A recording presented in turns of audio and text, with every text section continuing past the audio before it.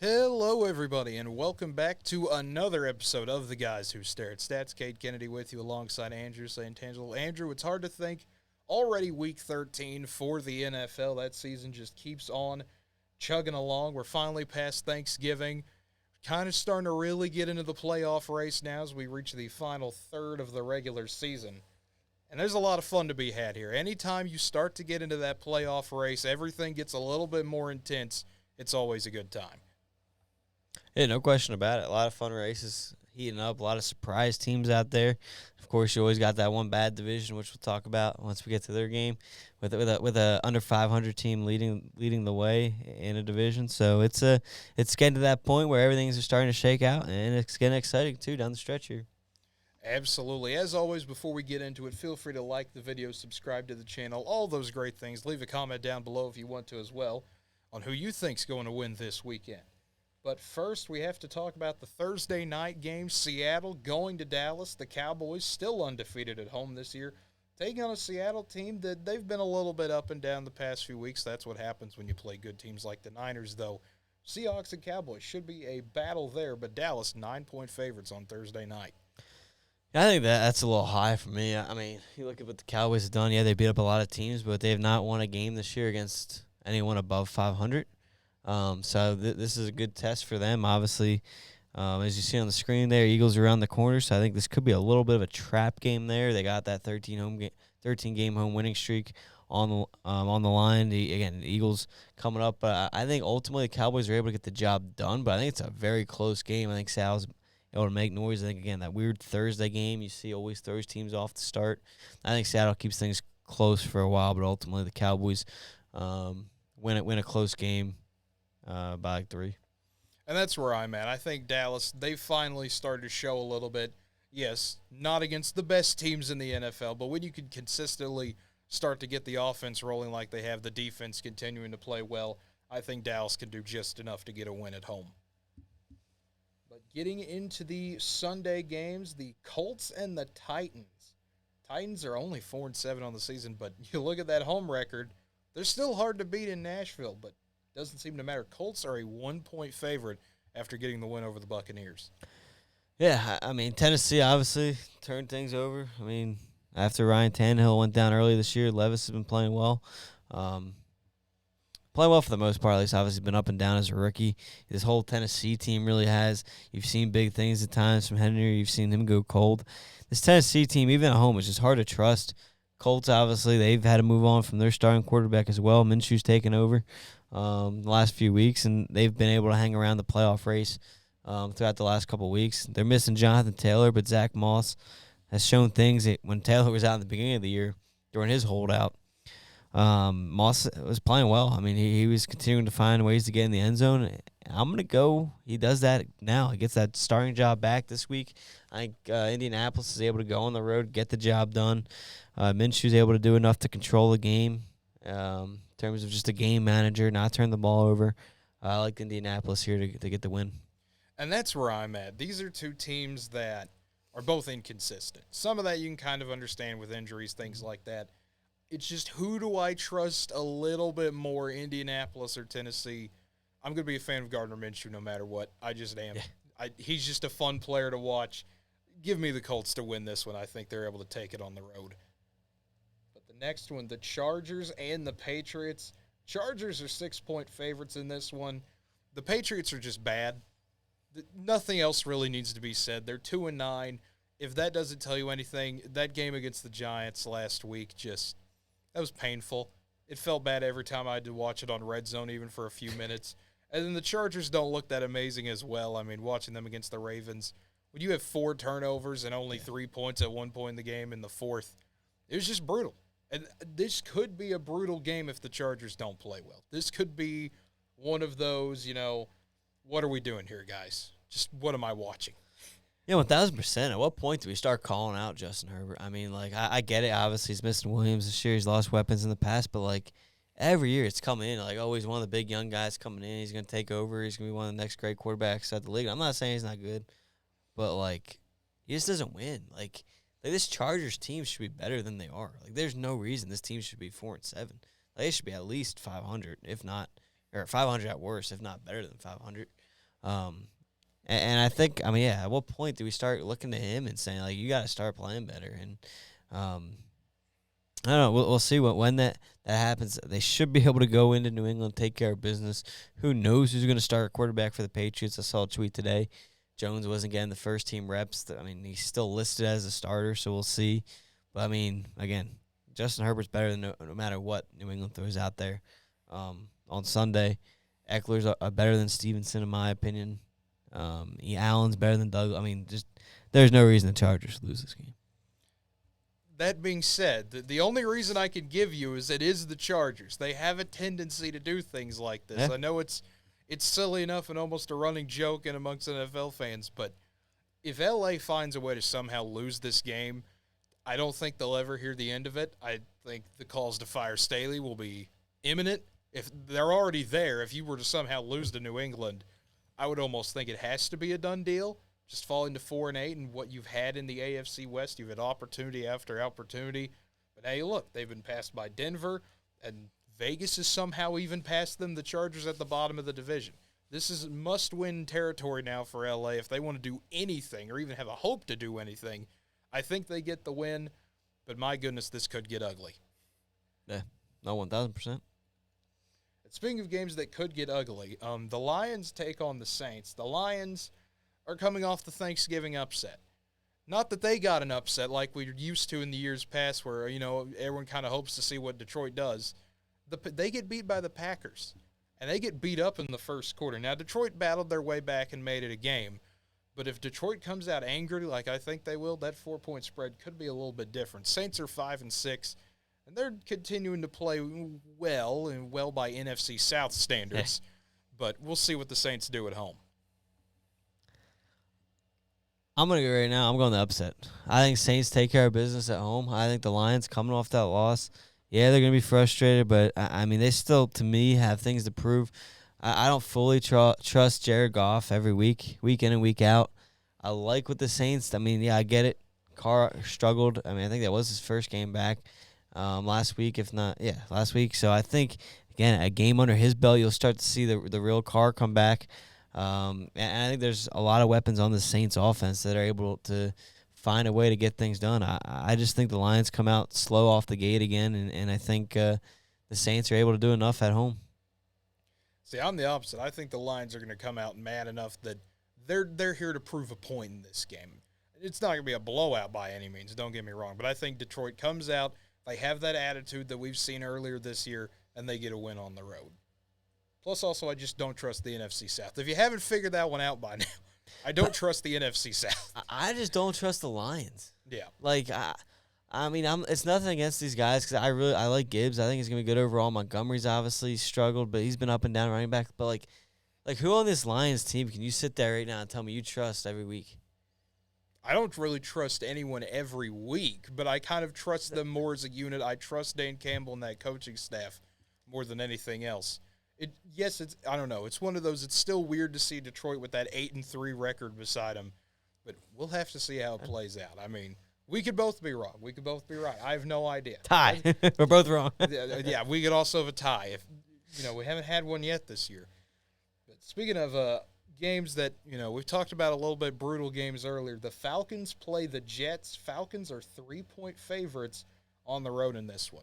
I think the most interesting news for the Jets is not really around this game, but Aaron Rodgers continuing to slowly make his return, which is just crazy to think about still. Oh, it's unbelievable. I think they opened up his window officially to come back from the IR, so I believe that's 3 weeks they have to officially activate him to get back. So we'll see if the Jets are able to somehow stay in the playoff hunt and find a way to get Rodgers back with meaningful football. I hope if they are eliminated or anything, they don't rush Rodgers back and they just say, get ready for next year.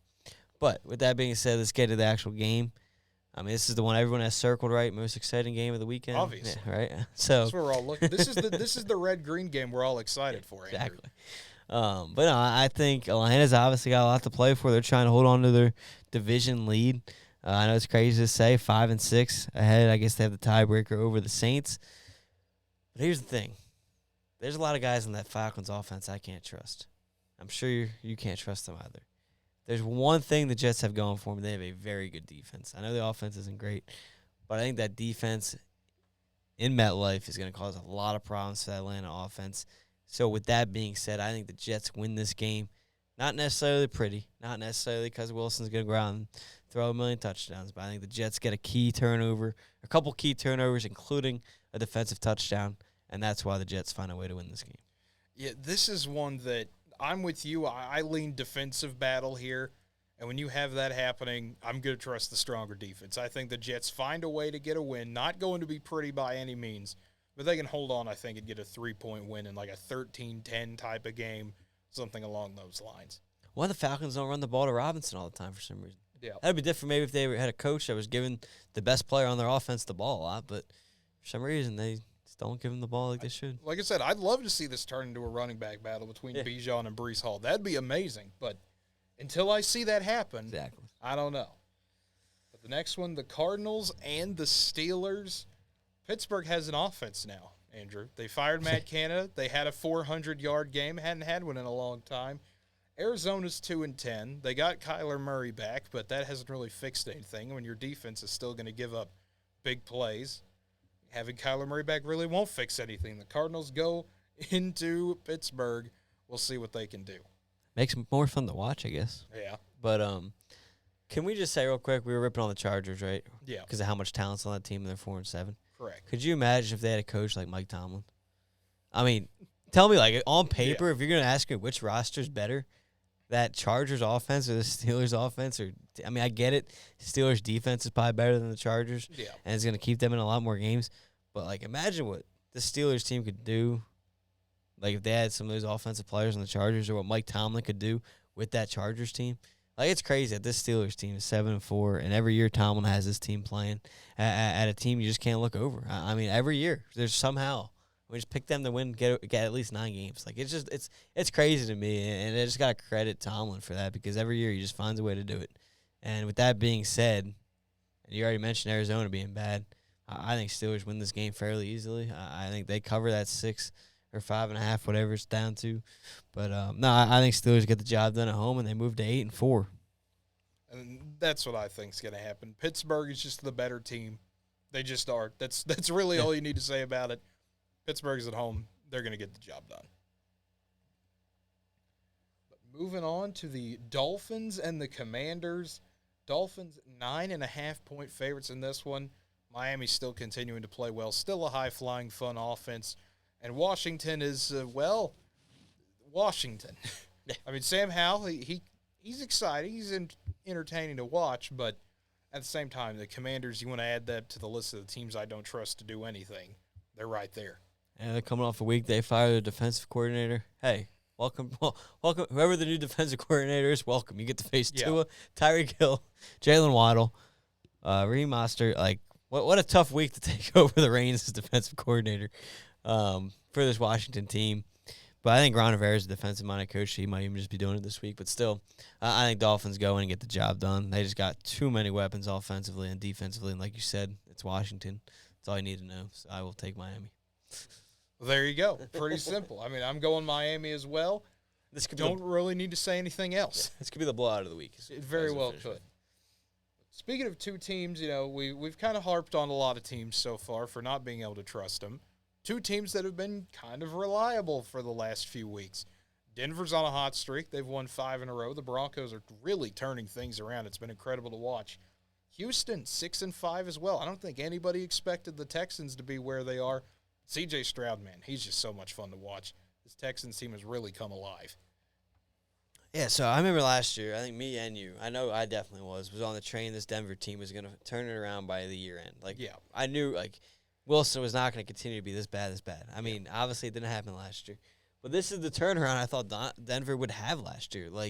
This is, and obviously the new coach and Sean Payton, who's been there before, obviously helps a lot.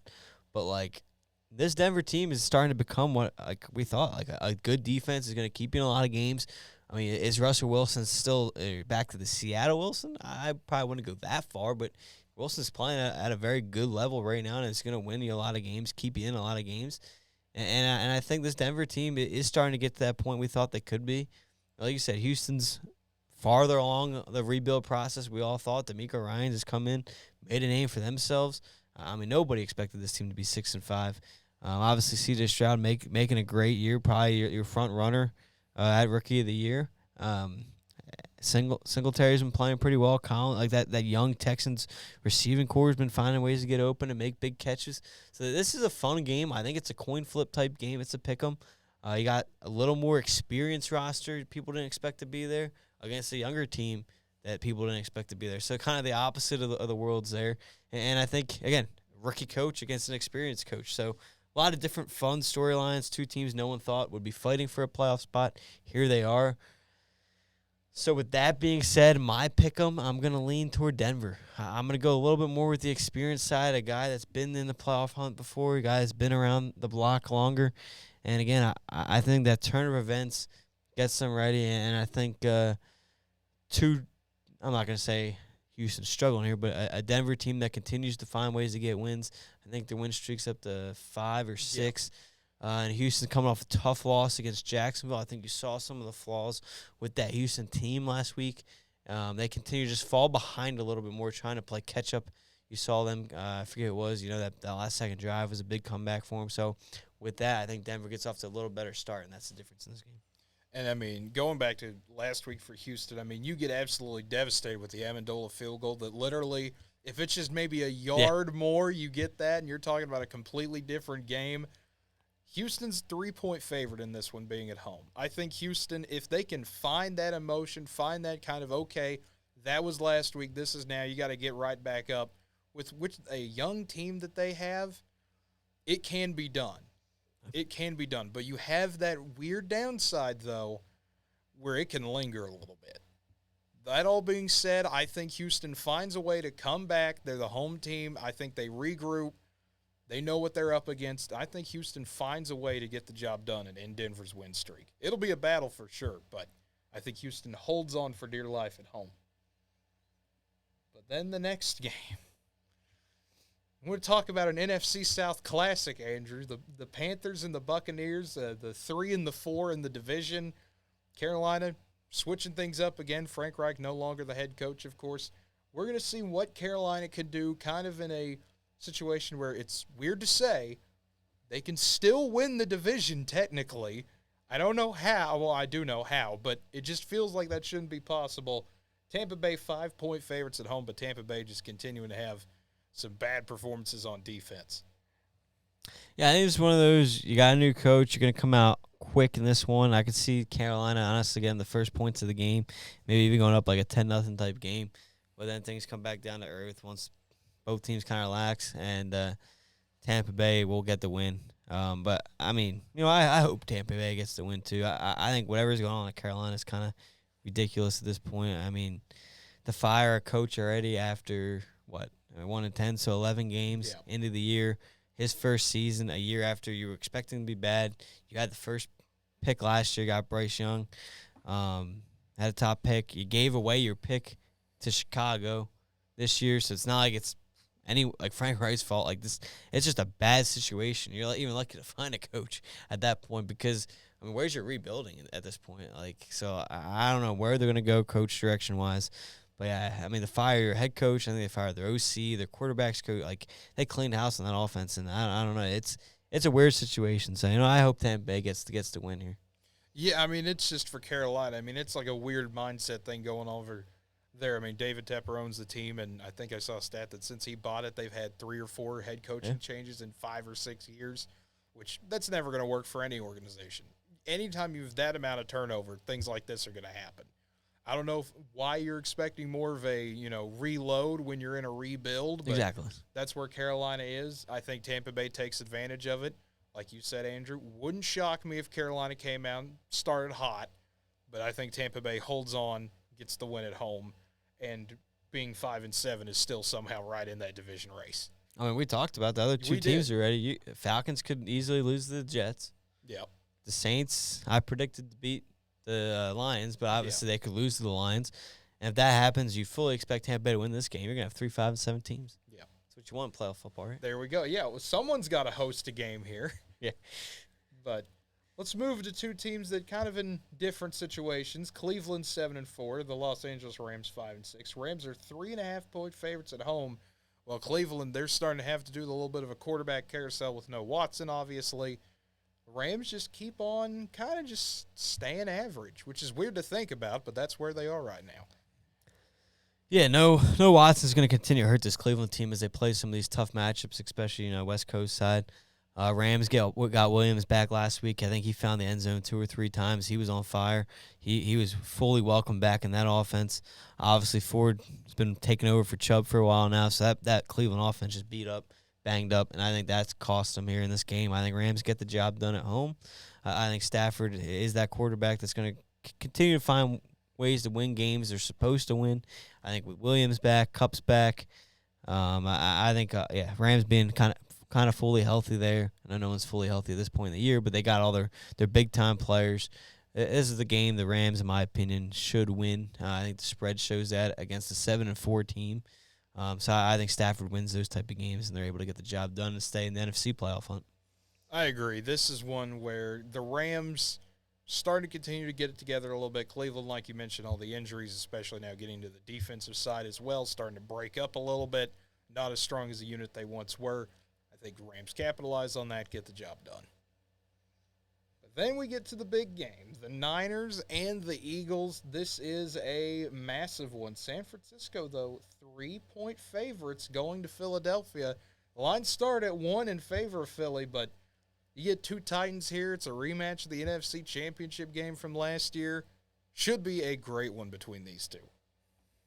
Yeah, gotta love the disrespect here. I mean, you're defending NFC champions. You destroyed this 49ers team last year in the NFC Championship game, and you're 10-1, and you're home underdogs. I mean, I don't know how that makes sense. It's amazing what one game against the Bills will do. I don't know how that makes sense to you, Cade, but it doesn't make sense to me. The Eagles are going to be fired up for this game. 49ers have talked trash since they lost in the game last year from just different stuff left and right. I don't know. I'm excited for this game. Obviously, the Eagles are finishing the gauntlet part of their schedule. I mean, they just continue to find ways to win, slow starts. As I joked in our college football championship weekend preview, the slow starts against the Chiefs and the Bills. The Eagles continue to just find ways to come back and win. You're back at home. Hopefully the weather's nice because you've been playing in the rain for the last 2 weeks. I don't know how much you've been able to see any of those games, but last I looked, it's supposed to be another fully rain game for the Eagles, so third straight in that game. If so, I think that might favor the Eagles a little bit because they've been used to it the last couple of weeks. If not, fine. But I think in a game like this, you get 2 very talented teams going at it. I think Jalen Hurts is the better quarterback between the 2 teams. I think he's the best player on the field between the 2 teams. So with that being said, I think he helps the Eagles win another very close game that we've seen from this Eagles team the last 2 weeks. But give me the Eagles at home in the difference. These are 2 extremely physical teams, and this is kind of almost a little bit more old school football when they got together last year. Of course, wasn't much of a game. The Eagles were just able to steamroll San Francisco.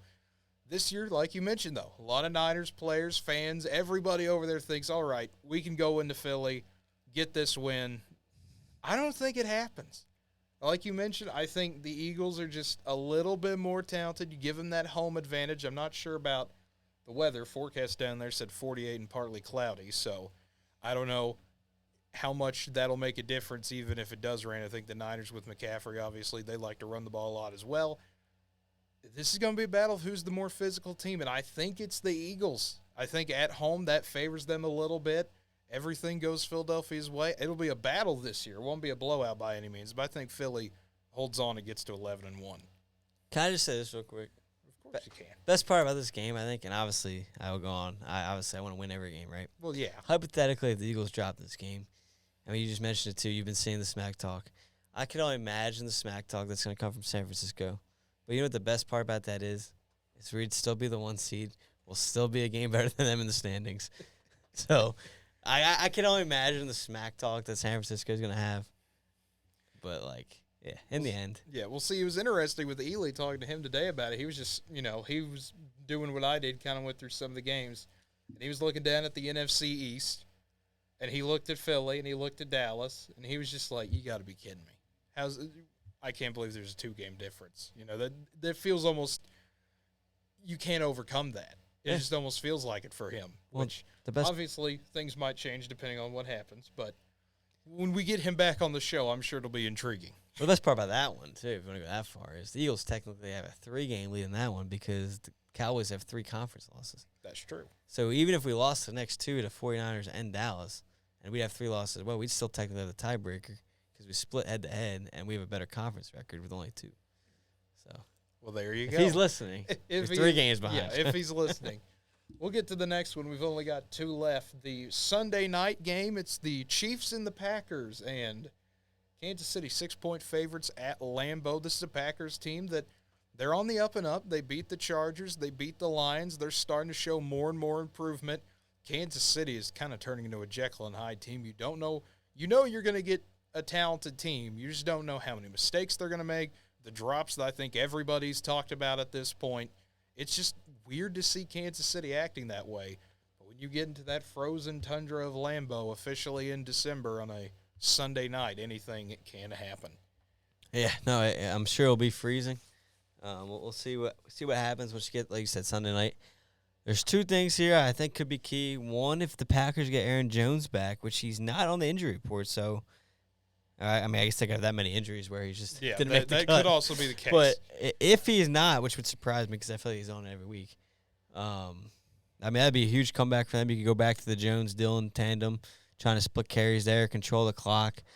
Green Bay needs to get off to a fast start, obviously, in this game, and then find a way to control it through the run game.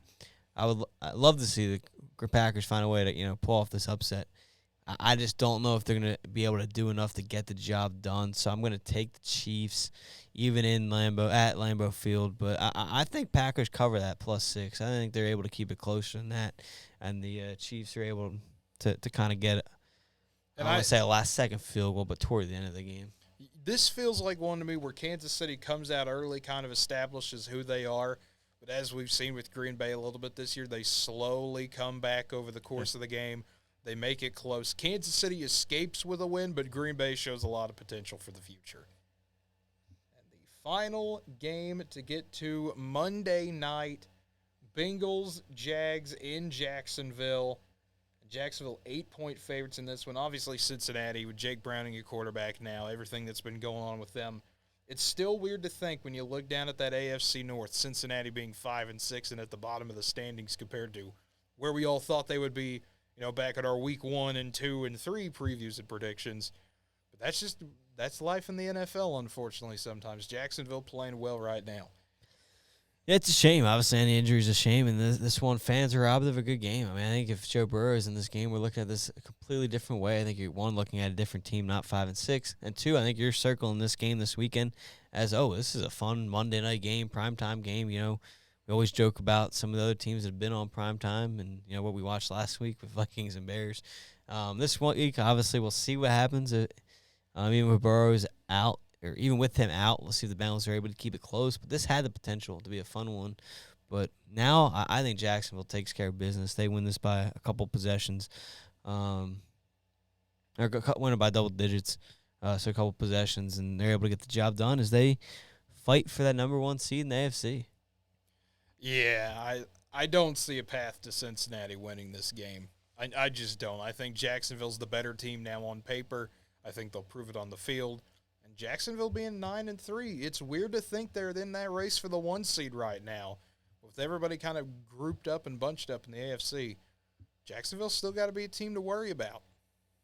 Well, without question. And they're continuing to just piece it together. I mean, every week, Doug Peterson and Trevor Lawrence get another week together that much better. And we've seen that in the past when they grow. So we'll see what happens. But, I mean, that AFC battle at the top is going to be fun to watch down the stretch. I think the top 4 all have 3 losses, or the top 3 at least, with the Chiefs, Ravens, and Jaguars. And I'm pretty sure the 4th, whoever I'm blanking on. Oh, yeah, Dolphins. Yeah, so all 4 at the top in all 4 divisions, are all 8-3. Yeah, I would say everyone's pretty much deadlocked. Yeah. That's where we're at. It is crazy to think about. I mean, we could pull that up right now. You look at the standings for the NFL. The AFC, Baltimore technically 9-3, but everyone else 8-3. When you go to playoff mode, you can see everything explained a little bit more. Ravens, of course, that 1 seed with that 9th win no one else has. It's just weird to look at. I think the main picture for a lot of people, you look at the beginning of the year, I don't think anyone expects Buffalo and Cincinnati down here at 10 and 11. And then you look at the Chargers down at 13 when some people thought they could maybe make a playoff push. Look at it on the flip side with the NFC after I forget to scroll too fast, I guess. But Eagles 1, Niners 2, basically what we all kind of thought there. Falcons 4th, like we talked about earlier, with the NFC South existence. Seattle, Minnesota battling it out for that 6th spot, but Seahawks have that half game right now with 6-5 versus 6-6. Yeah, you look at those teams and what they got this week. I mean, we mentioned it. Packers got the Chiefs. So that's gonna be a tough one there. Seattle's got Dallas. That's gonna be a tough one there. So I mean, a lot of tough ones. Vikings get the bye this week, so we'll see how that kind of shakes out. You could have potentially 6 through 8 there, or even the Rams. I mean, we predicted them to win, and I predicted the Saints to win. But yeah, you could have all 6 through 10 there, all 6-6, and even that 4 seed up top and the Falcons 6-6. Yeah, it's wild. Not as much here, but if you go AFC, I think one thing that sticks out to me too is from the 7 seed all the way down to the 15 seed. It's only 2 games separate those teams. That's wild. I mean, obviously the Patriots are your outlier this year, but I mean, you look at it. I mean, that's I mean, no one's really out of the race. We talk about it. I mean, I forget already who the Jets have this week, but the Falcons. Yeah, Jets have. We predicted the defense, so they win that game, and again, you get Rodgers back. You might be able to find a way into the playoffs. Browns are dealing with a quarterback, backup quarterback there without Watson. So I mean, we'll see what they kind of shake out to do. We predicted them to lose to the Rams, so they could have 5 losses after this weekend. So this AFC race, I think, is going to be a little bit more fun than the NFC race. But both sides got a lot to look out for down the stretch.